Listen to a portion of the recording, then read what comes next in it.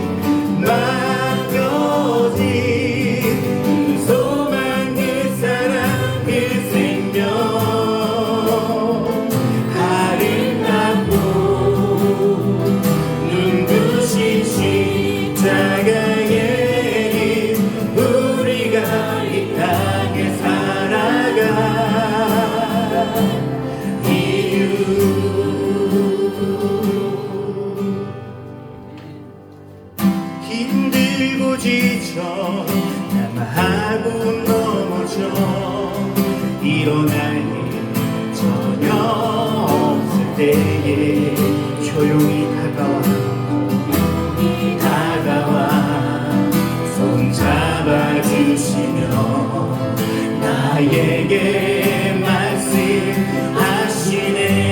나에게 실망하며 내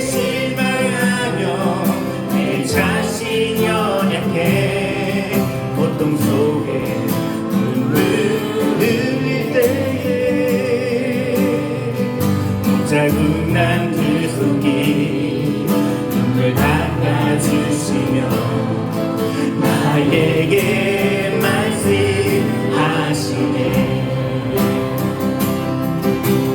너는 내 아들이라.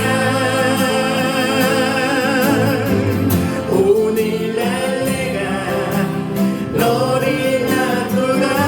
너는 내 아들이라. 내 아들이라.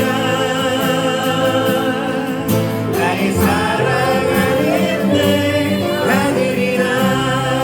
다시 한번 고백하며 나갑니다. 힘들고 지쳐 낙마하고 넘어져 일어날 일 전혀 없을 때에 조용히 다가와 손잡아 주시며 나에게 말씀하시네. 나에게 실망하며 내 자신 연약해 고통 속에 눈물 흘릴 때에 자국난 그 손길 눈물 닦아주시며 나에게 말씀하시네. 주님께서 말씀하십니다. 너는 내 아들이라. 내 아들이라. 오늘날 내가 너를 놔두라. 너는 내 아들이라. 나의 사랑하는 내 아들이라. 언제나 변함없이 너는 내 아들. 너는 내 아들이라. 나의 십자가 고통 햇살의 그 고통으로 내가 너를 낳았으니 너는 내 아들이라. 내 아들이라. 너를 놔두라. 너는 내 아들이라. 나의 사랑하는 내 아들이라. 너는 내 아들이라. 내 아들이라. 내 아들이라. 너를 놔두라. 너는 내 아들이라. 나의 사랑하는 내 아들이라. 나의 사랑하는 내 아들이라. 나의 사랑하는 내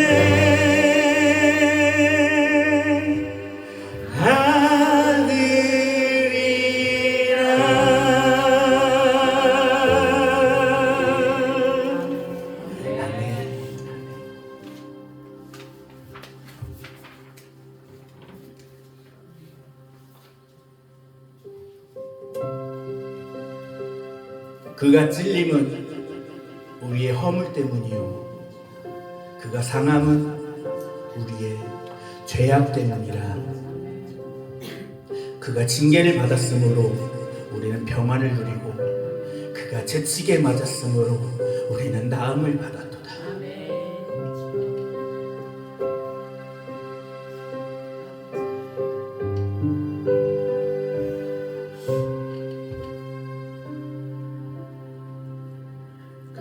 갈보리 산 위에 십자가 섰으니 주가 고난을 감았노라.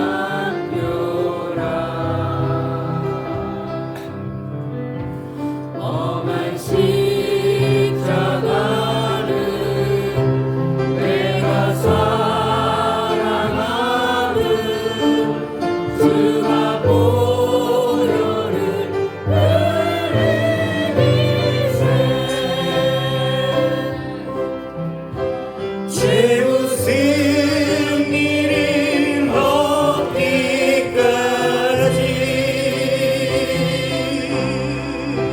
주의 십자가 사랑하리.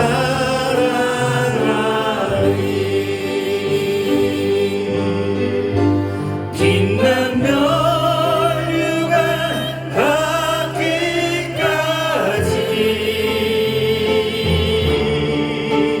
험한 십자가 붙들겠네. 멸시함을 받은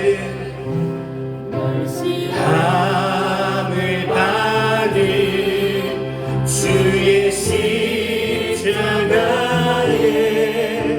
나의 마음이 끌리도다. 귀한 어린 양이 영광 다 버리고 험한 십자가 지셔도다.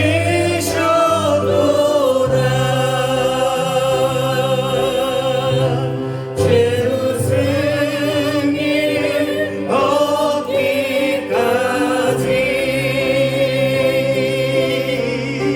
주의 십자가 사랑하리.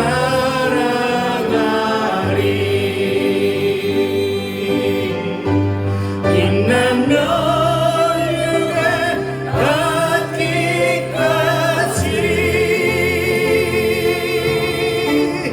험한 십자가 붙들겠네.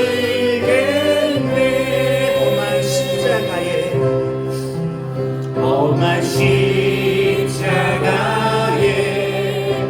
주가 흘린 피 믿는 마음으로 바라보니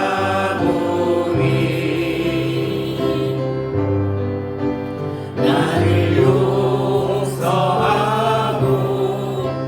내 죄 사하시려 주가 흘리신 보혈일세.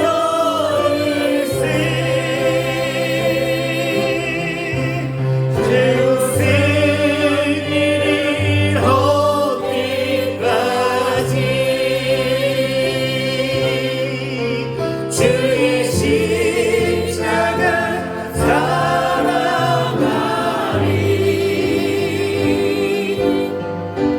빛난 면류관 닿기까지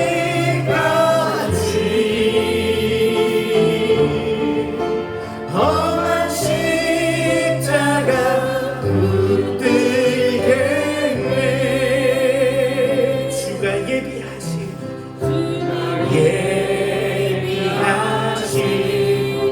나의 본향집에 나를 부르신 그날까지 험한 십자가를 항상 달게 지고 내가 죽도록 충성하리.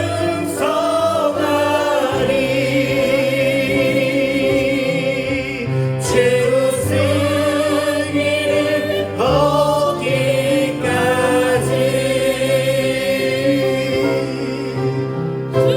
십자가 사랑하리.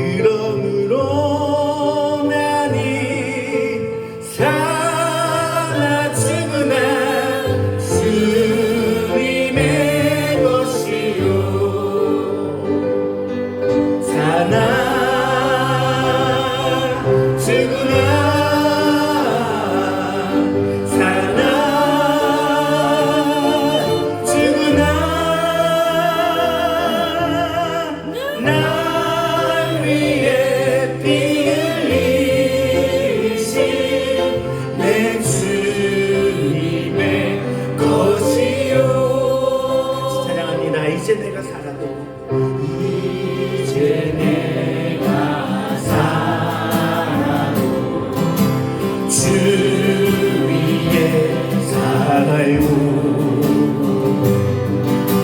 이제 내가 죽어도 주님이 해주네 하늘 영광 보여주며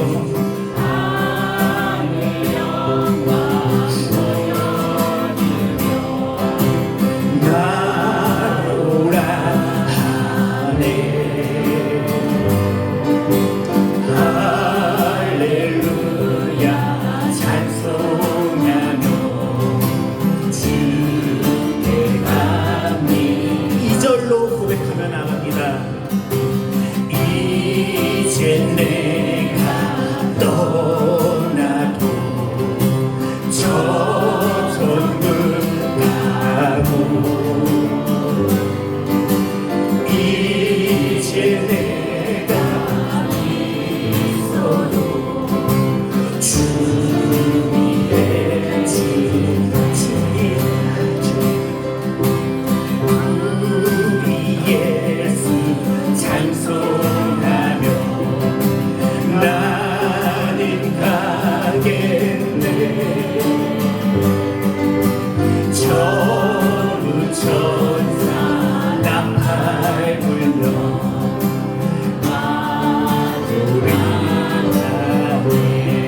성령 충만 능력 충만 성령 충만 아멘 주의 하루 사랑으로 이웃에게 복음 전하네 주가 주신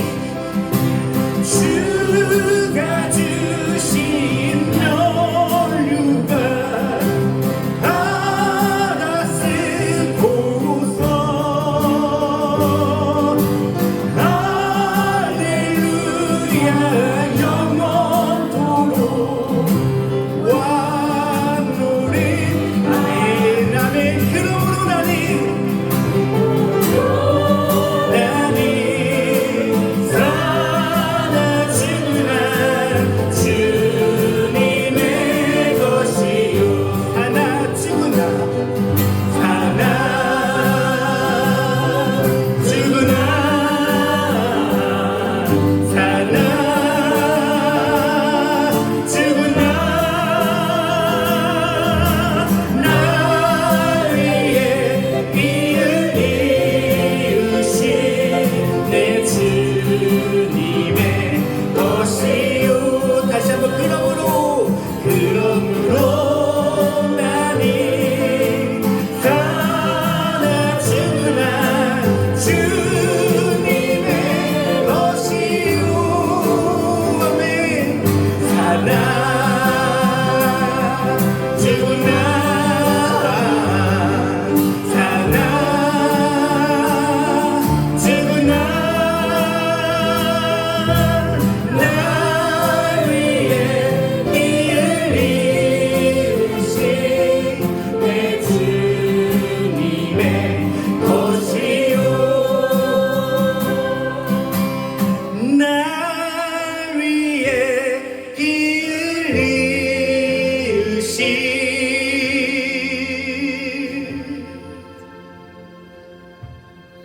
내 주님의 것이요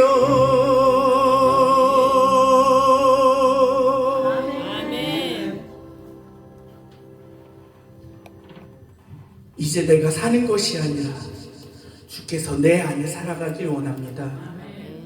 어제 나를 내려놓고 주님만을 따라가겠습니다. 지금까지 이어오신 십자가의 그 사랑을 기억하며 오늘도 그 은혜 안에 머물게 하옵소서. 아멘.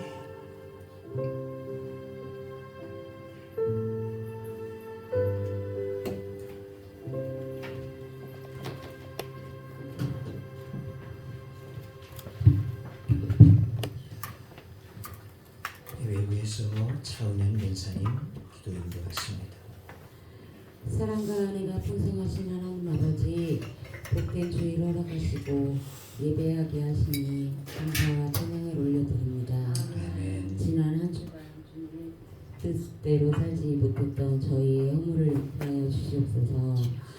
전쟁과 갈등으로 신음하는 이 땅에 주님의 평화를 내려주시고 고통받는 이들을 위로하여 주시옵소서. 인간의 깨어진 마음을 주님의 사랑으로 치유하여 주시옵소서. 특별히 저희가 간절히 품고 기도하는 50인의 새로운 예배자를 기억하여 주시옵소서. 이 혼란한 시대 속에서 방황하는 영혼들이 주님의 품 안에서 참된 안식을 얻게 하시고 저희가 그들을 사랑으로 인도하는 복음의 통로가 되게 하여 주시옵소서. 성도들의 가정과 사업장, 직장 위에 복을 더하사 날마다 풍성한 은혜를 누리게 하시고 신인 중인 대신방을 통하여 각 가정마다 막힌 담이 흘리고 영육이 회복되는 역사가 일어나게 하여 주시옵소서. 오늘 말씀을 선포하시는 께 성령의 능력 권능을 더하시어 그 말씀이 우리의 삶 속에서 살아 역사하셔 순종의 열매로 나타나게 하여 주시옵소서. 예배를 위해 헌신하며 수고하는 모든 봉사자의 손길 위에 하늘의 은혜로 세워주시고 성기 가운데 기쁨이 넘치게 하여 주시옵소서. 이 모든 말씀 우리 주 예수 그리스도의 이름으로 간절히 기도드립니다. 아멘.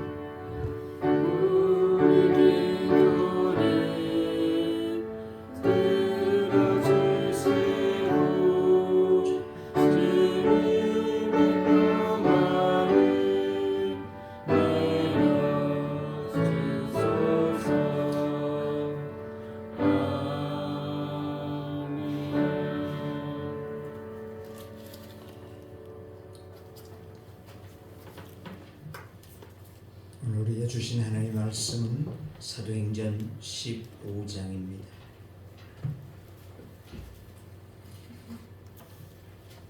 사도행전 15장 6절에서 11절 말씀.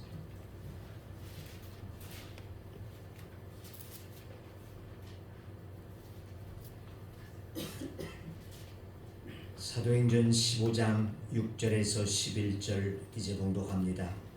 사도와 장로들이 이 일을 의논하러 모여 많은 변론이 있은 후에 베드로가 일어나 말하되 형제들아 너희도 알거니와 하나님이 이방인들로 내 입에서 복음의 말씀을 들어 믿게 하시려고 오래전부터 너희 가운데서 나를 택하시고 또 마음을 아시는 하나님이 우리에게와 같이 그들에게도 성령을 주어 증언하시고 믿음으로 그들의 마음을 깨끗이 하사 그들이나 우리나 차별하지 아니하셨느니라.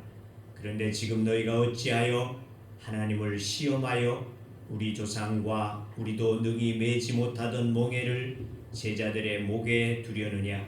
그러나 우리는 그들이 우리와 동일하게 주 예수의 은혜로 구원받는 줄을 믿노라 하니라.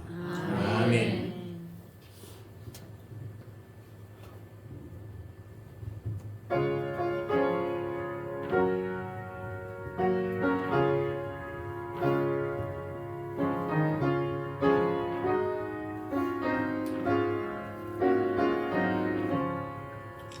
사천의 봄바람 불어있고 하나님 아버지 오셨으니 믿음의 반석 던져나요 오직 즐거운 동산이라 고마워라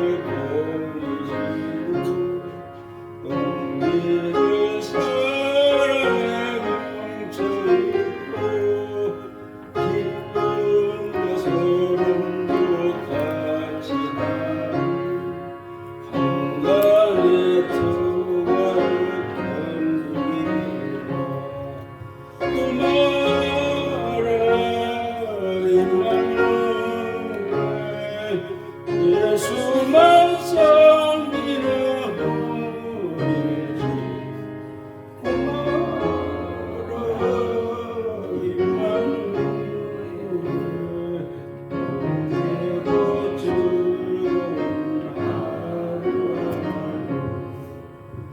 아침과 저녁에 수고하는 다 같이 일하는 온 식구가 한 상에 들려서 먹고 마셔 여기가 우리의 낙원이라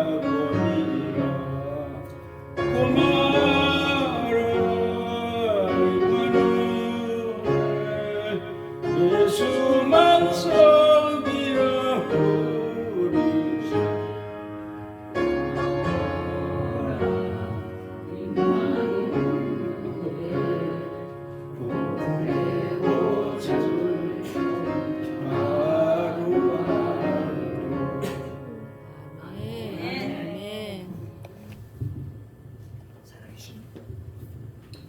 사랑이 되신 우리 아버지 하나님,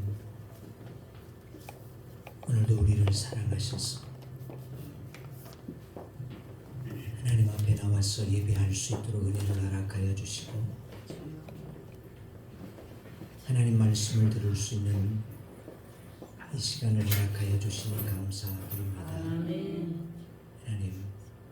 오늘 또한 찬양으로 하나님 앞에 영광을 올려드리는 우리 집사님의 찬양을 통하여서 이 성도들의 가정들마다 주님으로 찬양할 수 있는 복된 가정들이 다 되어지도록 은혜를 허락하여 주시옵시고 주님으로만 기쁘고 행복한 가정들이 되어질 수 있도록 은혜를 허락하여 주옵소서.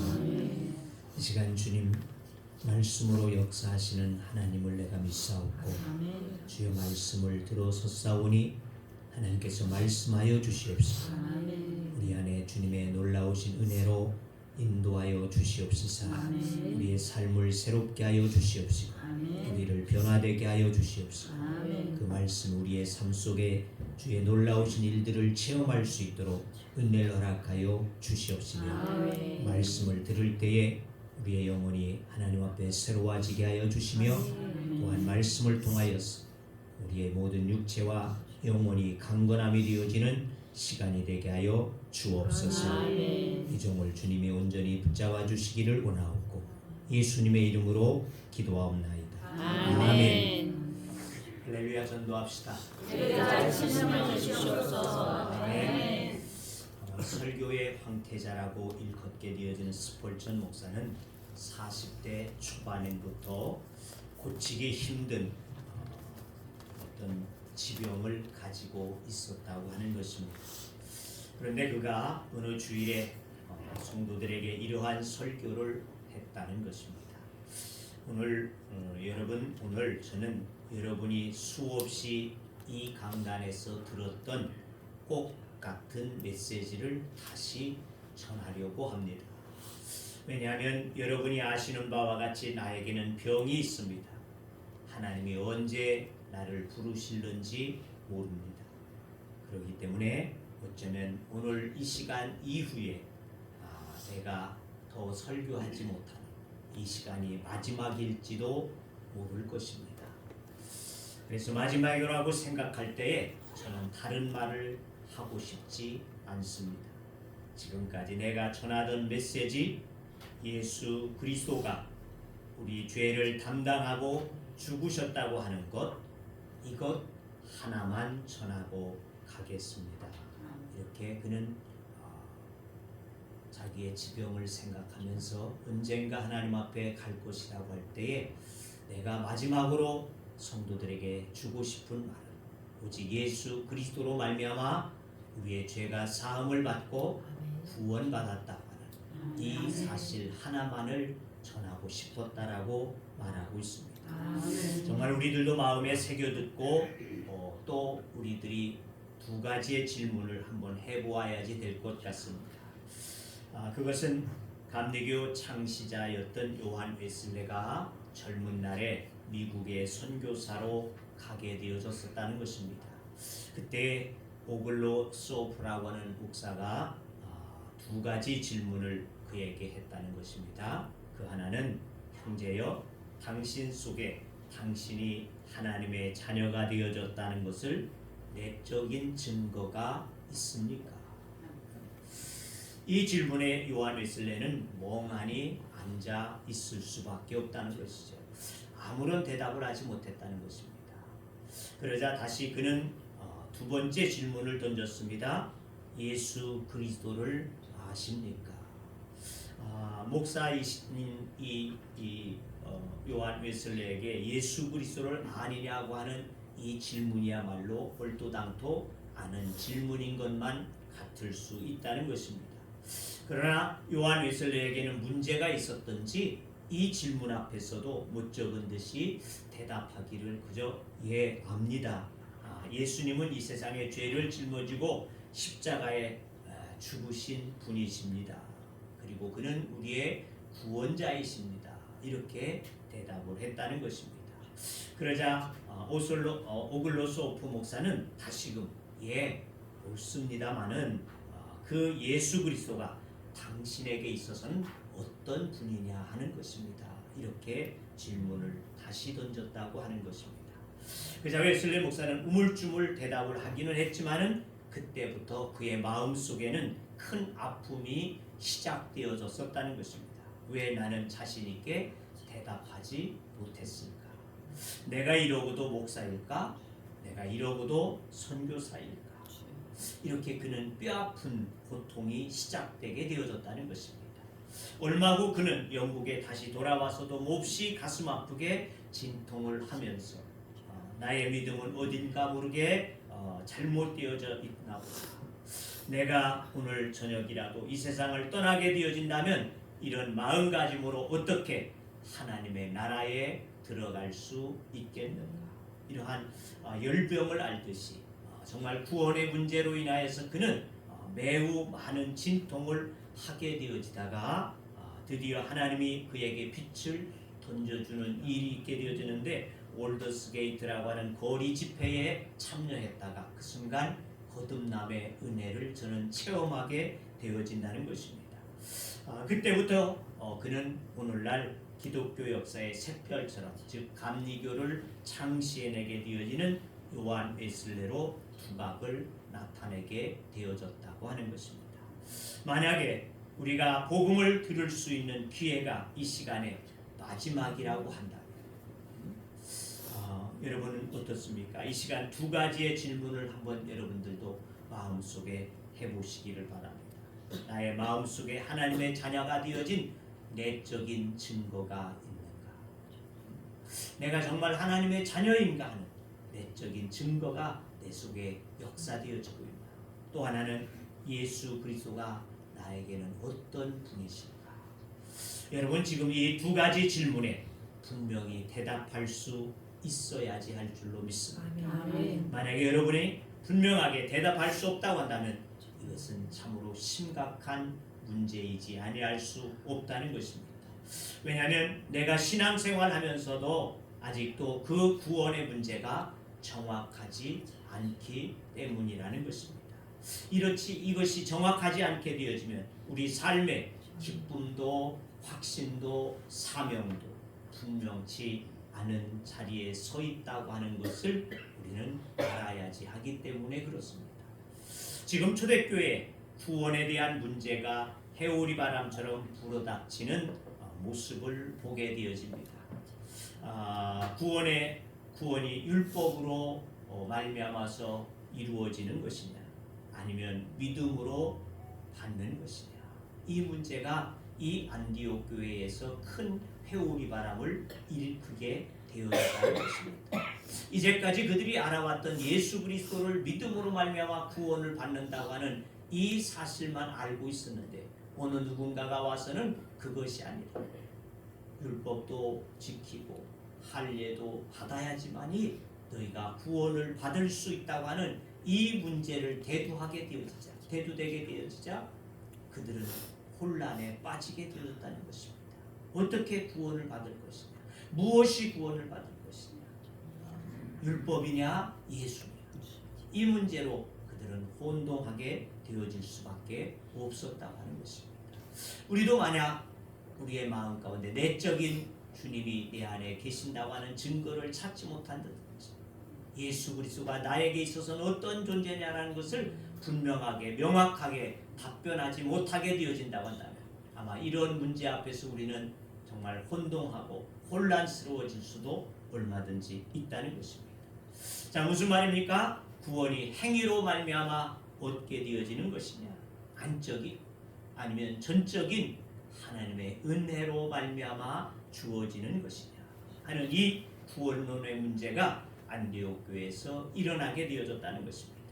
자, 구원의 문제는 신앙의 핵심이 되어진다고 하는 것입니다. 뿐만 아니라 우리 인생의 가장 궁극적인 근본의 문제이지 아니할 수 없다는 것입니다. 이 문제가 해결된 사람과 그렇지 아니한 사람은 바로 이 안디옥 교회가 갈팡질팡하게 되어진 것과 같이 절박한 환경에 부닥치게 되어진다고 한다면 두 갈래의 길에서 나뉘어지게 될 수밖에 없다는 것입니다. 내 환경이 그렇게 만들고자 할 때는 나는 정말 구원을 위해서, 예수를 위해서 살아갈 것이냐, 세상을 위해서 살아갈 것이냐, 내 생명을 위해서 살아갈 것이냐, 이 두 갈래 길에서 우리는 갈등하게 되어지고 갈라질 수밖에 없다고 하는 것입니다. 결국 안디옥 교회는 예루살렘에 있는 사도들 및 장로들과 오직 믿음이냐, 믿음 플러스 율법이냐, 또는 할례냐, 이 문제를 다루기 위해서 바울과 바나바를 예루살렘으로 보내게 되어지고 이렇게 또한 소문을 퍼뜨리게 되어진 그들도 예루살렘으로 함께 갔다는 것입니다. 그리고는 이 바리새파 기독교 신자들인 이들은 모세의 법에 따라서 할례를 받아야지 한다고 하는 그 구원론을 계속해서 그 예루살렘에 와서도 설파했다는 것입니다. 15장 5절 말씀을 보게 되어지면 바리새파 중에 어떤 믿는 사람들이 일어나 말하되 이방인에게 할례를 행하고 모세의 율법을 지키라 명하는 것이 마땅하다 하니라. 계속해서 그들은 그것을 주장하고 있다는 것입니다. 자, 이 문제를 더 논의하기 위해서 공식적인 회의를 갖기로 한 것이 바로 이 15장이 되어진다는 것이죠. 그러니까 이에 예루살렘의 사도들과 장로들은 많은 논쟁을 벌이게 되어졌다는 것이죠. 그리고 오늘 본문에 보게 되니까 그 논쟁이 끝나게 되어진 이후에 베드로의 이방인 고넬료 가정에서의 성령의 역사하심을 듣게 되어짐으로써 더 이상 유대인과 이방인들 사이에 차별을 두지 아니하고 복음 안에서 믿음으로 마음을 깨끗하게 하신다고 하는 결론을 짓게 되어졌다고 하는 것입니다. 그러면서 베드로는 왜 유대인 그리스도인들도 감당할 수 없는 멍해를 이방인들에게까지 메우려 하느냐. 10절 말씀에 그런 말씀이 기록되어지고 있죠. 10절에 보니까 그런데 지금 너희가 어찌하여 하나님을 시험하여 우리 조상과 우리도 능히 매지 못하던 멍해를 제자들의 목에 두려느냐. 또 11절 말씀 보면은 그러나 우리는 그들이 우리와 동일하게 주 예수의 은혜로 구원받는 줄을 믿노라. 아멘. 그러면서 베드로는 왜 유대인 그리스도인들도 감당할 수 없는 그것을 저들에게 멍해를 메우려 하느냐. 우리들도 다 감당하지 못하지 않느냐. 그리고는 11절에서 그는 주님이 은혜로만 유대인과 이방인 모두가 그리스도를 믿고 의지하는 믿음의 방법으로 구원하였다라고 하는 선포를 하게 되어집니다. 그러자 더 이상의 반박이 없었다는 것입니다. 자, 이때 바나바와 바울이 일어나서 하나님께 이방인들 가운데서 그들을 통해 행하신 기적과 기사를 보고하게 되어집니다. 이제 예루살렘 총회에서 마무리를 해야지 하게 되어졌을 때 구원은 유대인이나 이방인이 오직 예수 그리스도로 말미암아 얻게 되어진다. 어떤 계명이나 행위나 방법으로 얻을 수 있는 것이 아니라는 것입니다.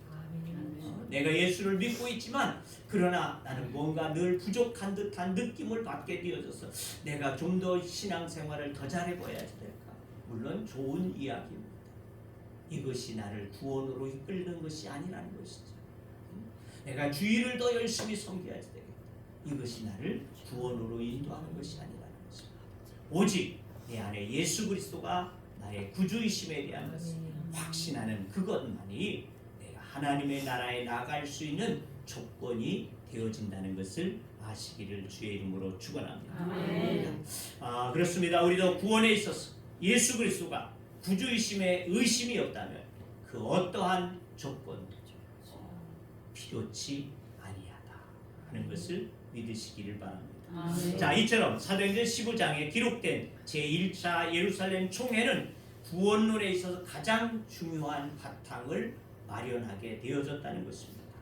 요약하면 구원은 오직 십자가에 죽으시고 부활 승천하신 그리스도로 말미암은 하나님의 은혜이고 우리 사람 편에서 보게 되어진다면 오직 예수 그리스도를 믿음으로 구원을 얻는다는 것입니다. 그런데 이 구원의 문제는 베드로의 고넬료 가정에서의 설명에서 명확하게 잘 말해주고 있다는 것입니다. 8절 말씀을 봅시다. 8절에 보면 또 마음을 아시는 하나님이 우리에게와 같이 그들에게도 성령을 주어 증언하시고 즉 구원은 이방인이나 유대인이나 동일하게 누가? 성령께서 임하시고 유대인이나 이방인이나 저나 여러분이나 그 말이에요. 성령께서 임하시고 오직 살아계신 우리 주 예수 그리스도에 대한 믿음으로 나타나게 되어지는 줄로 믿습니다. 따라서 이제는 유대인들의 배타적인 이 선민의식이나 우월감은 있을 수 없다는 것이죠. 그런 율법에 따라서 할례를 받아야 구원을 얻는다는 주장은 세워질 수 없게 되어졌다고 하는 분명한 것이 되어졌다는 것입니다. 자, 여기서 우리는 베드로의 말씀 중에 더욱 집중해야 하는 부분이 하나 더 있습니다. 9절 말씀입니다. 9절 말씀에 보게 되어지면 믿음으로 그들의 마음을 깨끗이 하사라고 하는 표현이 나와지고 있습니다. 오늘은 이 뜻은 두 가지로 나누어서 생각해 볼 수 있습니다. 아니, 두 가지로 가능하다는 것입니다. 하나는 하나님을 주어로 보고 8절에 이어서 해석하는 것이 되어지는데, 즉 복음이 전파될 때 성령을 부어 주심으로 증언하신 하나님께서는 믿음을 듣는 자들의 마음에 발생시켜서 그들의 마음을 깨끗하게 하신다 하는 것입니다. 마치 뭘 같으냐? 물을 끓이려고 한다고 한다면, 예를 들어 생각해 봅시다. 물을 끓이려고 한다면 여러분들은 렌지 위에다가 뭐 올리겠죠? 주전자든지 냄비든지 올려놓겠죠. 뭐 아니면 전기포트에다 올려놓겠죠. 자, 그러면 올려놓았다고 해서 물이 끓을까요? 안 끓을까요? 안 끓어요. 어? 안 끓어요. 왜 안 끓어? 불이 없으니까요. 그렇죠? 뭐가 붙여져? 불. 불이 붙여져야지 되죠. 바로 이것입니다. 자, 물을 끓이려고 하면은 반드시 불을 붙여야지만이, 렌지에다 올려놓고 불을 붙여야지만이 물이 끓게 마련이라는 것입니다. 그러니까 마치 물을 얹고 불을 지필 때 비로소 물이 끓게 되어지고 그 물이 기체화되어져서 날아가게 되지 않습니까? 바로 그겁니다. 우리의 구원의 문제야. 내가 예배당에 나와 앉아 있다고 해서만이, 렌지에 올려져 있다고 해서만이 물이 끓지 않는 것처럼, 예배당에 나와 앉아 있다고 해서만이 구원이 이루어지는 것이 아니라 거기에 불이 붙여져 성령이 내 안에 오셔서 내 안에 성령의 불을 붙여주실 때 비로소 내 안에 믿음의 역사가 일어나게 되어진다는 것입니다. 이것을 말씀합니다. 성령을 부어 증언하신 하나님께서는 믿음을 듣는 자들의 마음을 발생시킨다. 믿음을 발생시킨다. 성령이 믿음을 발생시켜주는 거예요. 내가 아무리 지식적으로 믿어보려고 한다고 해서 믿어지는 것이 아니라는 것이. 성령이 내 안에 불을 붙여주십니다. 내가 믿을 수 있다. 이런 그 원리라는 것이죠. 다른 하나는 복음이 전파될 때 성령을 받은 사람들은 이제 그 마음이 변화된 상태에서 부활 승천하신 예수 그리스도를 믿음으로 마음이 깨끗하게 되어진다는 것입니다. 성령을 통해서 이미 구원을 받았던 자들일지라도 그 마음이 변화되어졌어요. 부활 승천하신 예수 그리스도를 믿을 때 깨끗해진다.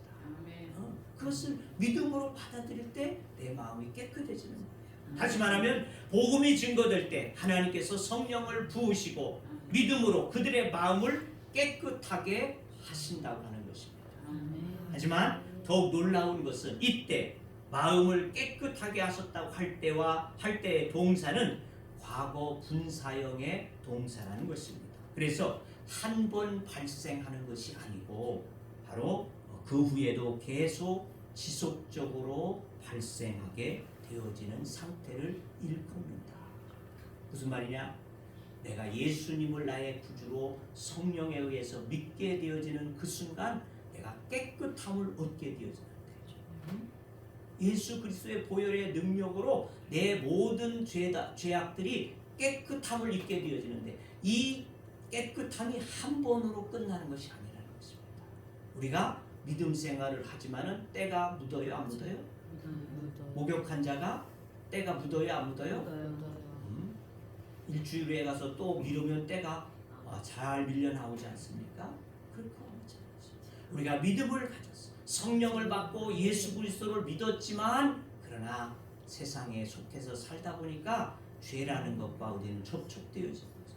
사단이 우리에게 와서 계속해서 우리를 유혹하고 넘어뜨리고 그렇게 되어지므로 우리에게 죄의 찌꺼기들이 계속 쌓여지게 되어진다는 것입니다. 그러니까 한 번 내가 구원받은 것으로서 한 번 깨끗해진 것으로서 완전하게 깨끗해진 것이 아니죠.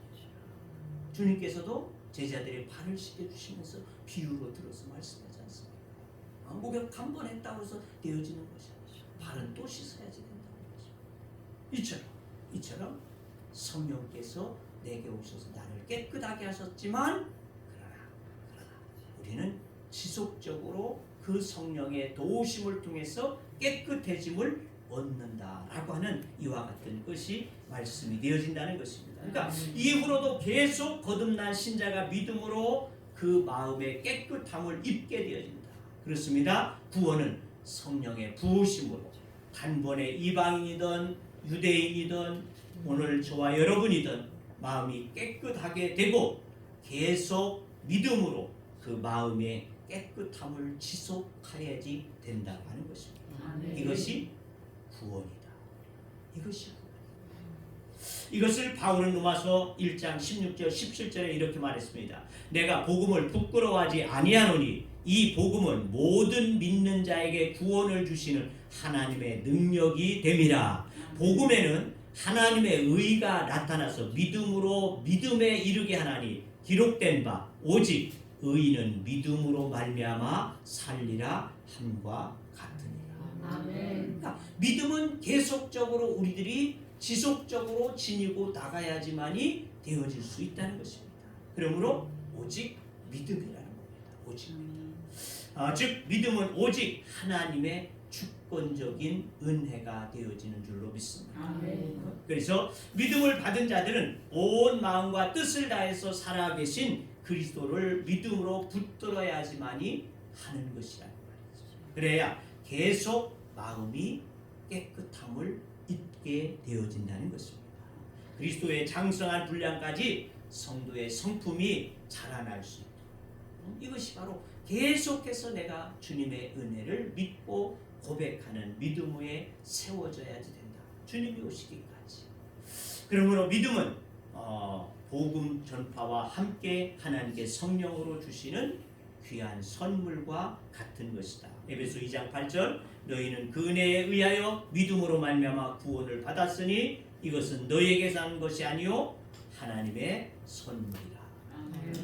그러므로 구원은 처음부터 끝까지 그리고 저 영원한 나라에 이르기까지 새하늘과 새 땅이 이루어질 때까지 오직 믿음, 오직 은혜만이 되는 줄로 믿습니다. 아멘. 그래서 우리의 믿음의 대상은 처음부터 영원토록 우리 하나님과 또한 우리를 위해서 십자가에 속량하시고 부활 승천하셔서 영원한 중보로 계시는 그리스도 예수밖에 없는 줄로 믿습니다. 아멘. 자, 그러므로 우리가 그리스도를 믿고 의지하며 그분 안에서 하나님께 나아갈 때 하나님의 은혜를 풍성하게 받게 되어진다는 것입니다. 그래서 처음에 예수님을 믿을 때는 어떻습니까? 처음에 예수를 믿게 되었을 때는 지금까지 자기의 생각대로 자기의 삶을 살아왔던 그들의 인생이기 때문에 어때요? 환멸과 죄책을 느끼게 되어질 수밖에 없다는 것입니다. 예수님을 만나는 그 순간에는 과거의 나의 그 죄된 것들이 환멸적으로 드러나게 되어지지 않습니다. 그래서 회개하게 되어지고 주님을 그리스도로 모시게 되어지는 이와 같은 현상이 빚어지게 되어진다는 것이죠. 그러니까 분명하게 내가 예수를 믿었다고 하는 것은 회개의 역사들이 확신적으로 드러나야지만 한다는 것입니다. 그 후에 믿음과 성령으로 거듭난 신자는 남은 삶을 오직 그리스도를 믿음으로 하나님의 은혜를 받으며 사는 것이 되어진다고. 갈라디아서 2장 20절은 내가 그리스도와 함께 십자가에 못 박혔나니 그런즉 이제는 내가 사는 것이 아니요 오직 내 안에 그리스도께서 사시는 것이다. 이제 내가 육체 가운데 사는 것은 나를 사랑하사 나를 위하여 자기 자신을 버리신 하나님의 아들 믿는 것이 내라. 믿음 안에 사는 것이다. 이렇게 말씀하고 있다는 것입니다. 그러므로 구원에 대한 성경 전체의 결론은 오직 믿음이요 오직 은혜가 되는 줄로 믿습니다. 오직 십자가에 죽으시고 부활 승천하신 우리 주 예수 그리스도를 믿고 구원을 받으며 그 이후로도 계속 믿음으로 그분을 의지하고 따름으로 하나님의 은혜 가운데 살아나는 것이 되어진다는 것입니다. 갈라디아서 5장 16절에 보니까 이렇게 얘기합니다. 내가 이르노니 너희는 성령을 따라 행하라. 그리하면 육체의 욕심을 이루지 아니하리라. 육체의 소욕은 성령을 거스리고 성령은 육체를 거스리나니 이 둘이 서로 대적함으로 너희가 원하는 것을 하지 못하게 하려 함이니라. 너희가 만일 성령의 인도하시는 바가 되면 율법 아래에 있지 아니하리라. 이처럼 하나님께서 주신 믿음은 우리의 마음의 변화가 일어나도록 역사하신다는 것입니다. 그렇습니다. 예수님의 사도들의 구원에 관한 내린 결론은 오직 예수, 오직 믿음이었다는 것입니다. 이것을 우리는 놓쳐서는 안 될 것입니다. 이것에 또한 어떤 것도 추가하려고 하지 않아야 하죠. 내가 구원받은 것에 대해서 여러분이 의구심을 갖지 마시고 내가 예수 그리스도가 나의 구주이심에 대한 것을 확신하는 믿음을 가질 때에 우리에게는 그것으로 그 어떤 것도 우리에게 요구치 아니하신다는 것입니다. 이것에 다른 것을 붙이려고 한다. 거짓 복음을 만드는 자들에 대해서 갈라디아서 1장 7절은 이렇게 일침을 놓고 있습니다. 다른 복음은 없나니 다만 어떤 사람들이 너희를 교란하여 그리스도의 복음을 변하게 하려 함이라. 그러나 우리나 혹은 하늘로부터 온 천사라도 우리가 너희에게 전한 복음 외에 다른 복음을 전하면 저주를 받을지어다. 우리가 전에 말하였거니와 내가 지금 다시 말하노니 만일 누구든지 너희가 받은 것 외에 다른 복음을 전하면 저주를 받을지어다. 예수 그리스도가 우리의 구주이심에 대한 것만을 확실한 것이지 그 외에 어떤 것을 전한다고 한다면 그것은 바로 저주받을 자들이 되어진다는 것입니다. 다른 복음이 있다. 있을 수 없는 것이다. 이단들이 자기들이 주장하는 다른 복음을 얘기하지 않습니다. 다른 복음은 없습니다.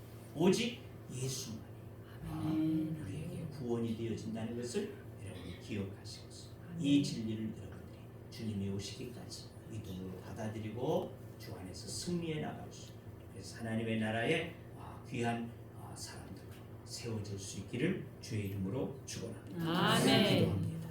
오 주님, 우리를 구원하시되 우리의 공로로가 아니라 오직 주님의 은혜로 우리에게 선물로 주어짐이 된 줄로 믿습니다. 성령이 내 안에 오심으로 말미암아 내가 주님을 만나게 되어진 줄로 믿사오니 하나님 그 성령 안에서 우리가 날마다 또한 깨끗하여져 갈 수 있도록 주님을 의지하고 믿으며 나아갈 수 있는 믿음의 삶이 되게 하여 주시옵소서. 주님 앞에 설 때에 부끄러움이 없는 구원자들이 되게 하여 주시옵시고 하나님의 나라의 백성이 되어지도록 축복하여 주옵소서. 예수님의 이름으로 기도하옵나이다. 아멘. 찬송 542장.